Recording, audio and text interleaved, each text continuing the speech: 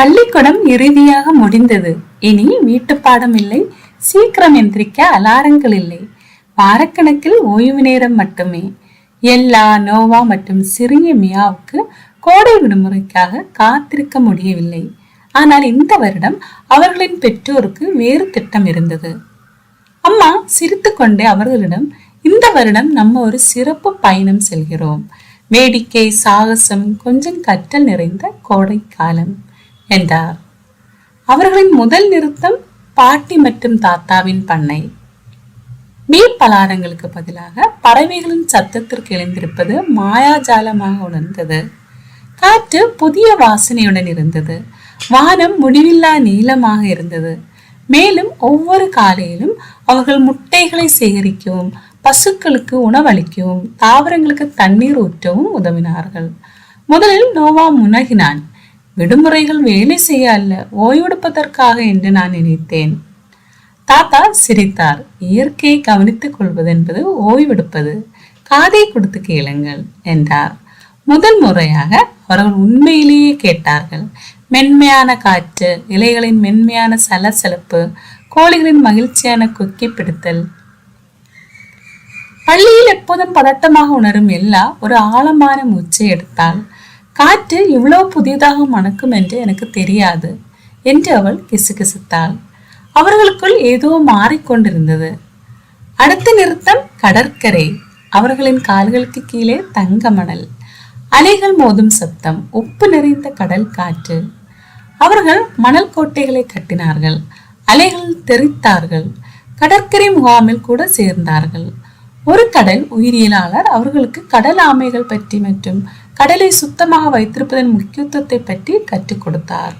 அவர்கள் ஒன்றாக பிளாஸ்டிக் கழிவுகளை எடுத்து சுத்தம் செய்து சிறிய ஆமை குட்டிகளை கடலில் விட்டனர். மியா கை தட்டினாள். அவை மிகவும் மகிழ்ச்சியாக தெரிகின்றன. நான் இயற்கைக்கு மேலும் உதவ விரும்புகிறேன். அந்த நேரத்தில் சிறிய செயல்கள் பெரிய மாற்றத்தை ஏற்படுத்தும் என்பதை அவர்கள் உணர்ந்தார்கள். பின்னர் மிகவும் சிலிர்ப்பூட்டும் பகுதி வந்தது. மலைகளில் முகாமிடுதல். காட்டின் ஆழத்தில் அவர்கள் கூடாரங்களை அமைத்து ஒரு வசதியான நெருப்பை கட்டி சோளம் வறுத்தனர். அன்றிரவு அவர்கள் நட்சத்திரங்களுக்கு கீழே படுத்து ஒரு புத்திசாலி வயதான வனக்காப்பாளரின் கதைகளை கேட்டார்கள்.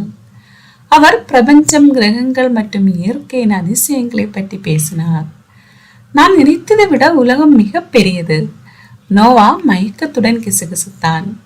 மறுநாள் காலையில் அவர்கள் மரங்கள் வழியாக நடந்து சென்று பாதுகாப்பான குடிநீரை எவ்வாறு கண்டுபிடிப்பது, பறவைகளின் சத்தங்களை அங்கீகரிப்பது மற்றும் வனவிலங்குகளை எவ்வாறு மதிப்பது என்பதை கற்றுக்கொண்டனர். முதல் முறையாக அவர்கள் சோர்வடையவில்லை. அவர்கள் உயிருடன் இருப்பதாக உணர்ந்தார்கள். கோடைக்காலம் முடியும் நேரத்தில் ஏதோ வித்தியாசமாக இருந்தது. அவர்கள் புத்துணர்ச்சியுடன் இருந்ததோடு மட்டுமல்லாமல் மகிழ்ச்சியாகவும் ஆரோக்கியமாகவும் வலிமையாகவும் இருந்தனர். எல்லாவற்றிற்கும் மேலாக மன அழுத்தத்தை அனுபவித்து வந்த எல்லா இப்போது இயற்கையால் தன் மனதை அமைதிப்படுத்த முடியும் என்பதை அறிந்தாள்.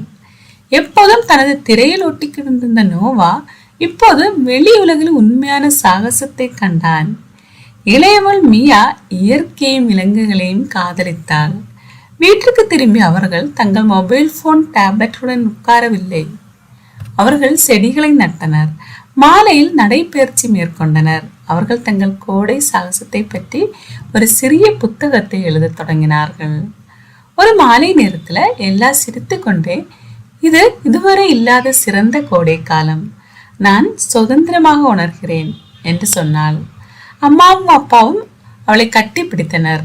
நீ உண்மையிலேயே அதை வாழ்ந்ததால் தான் அப்படி உணர்கிறாய் என்றார்கள். அன்றிலிருந்து அவர்களுக்கு விடுமுறைகள் வெறும் ஓய்வெடுப்பது மட்டுமல்ல, அவை ஆராய்வது, கற்றுக்கொள்வது மற்றும் வளர்வது பற்றியவை. ஏனென்றால் சிறந்த சாகசங்கள் அவை திரைகளில் நடப்பதில்லை, அவை நிஜ உலகில் நடக்கும். எனவே அடுத்த முறை விடுமுறை வரும்போது வெளியே வாருங்கள், புதிய காற்றை சுவாசிக்கவும், உங்களை சுற்றியுள்ள உலகத்தை கேளுங்கள். ஏனென்றால் சில நேரங்களில் ஓய்வெடுக்க சிறந்த வழி உண்மையிலேயே வாழ்வதுதான். சிறந்த விடுமுறைகள் நீங்கள் எங்கு செல்கிறீர்கள் என்பது மட்டுமல்ல, அவை நீங்கள் எப்படி வளர்கிறீர்கள் என்பது பற்றியது. இந்த கதையை நீங்கள் ரசித்திருந்தால் மேலும் மனதை தொடர்பு சாகசங்களுக்கு லைக் செய்யவும், ஷேர் செய்யவும், சப்ஸ்கிரைப் செய்யவும் மறக்காதீர்கள்.